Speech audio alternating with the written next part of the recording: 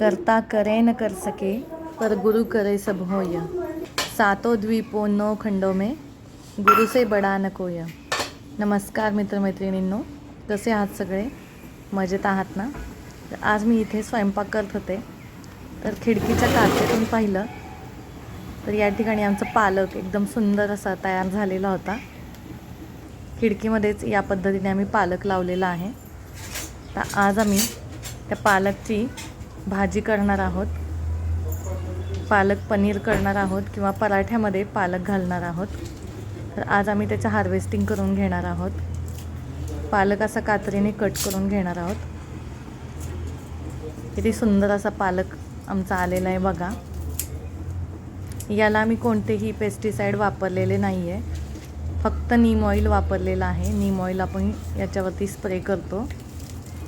एक 15 दिवसाने एवढा पालक आम्हाला भेटतो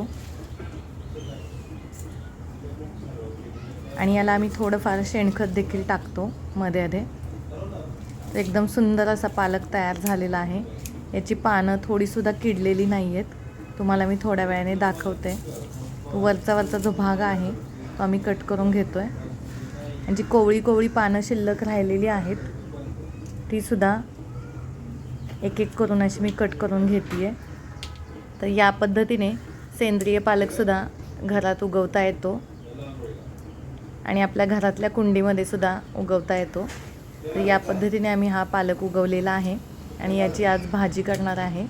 तुम्हाला दाखवते ताटामध्ये घेतल्यानंतर कसा आहे तो पालक, तुम्हाला लक्षात येईल।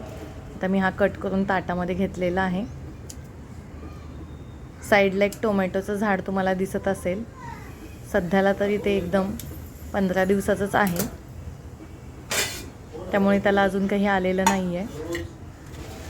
आता हा पालक पूर्णपणे कट करून झाला आहे, मी तुम्हाला दाखवते कसा आहे तो। हे बघा, हा एवढा ताट भरून पालक भेटलेला आहे। जवळपास एक पेंडी आहे।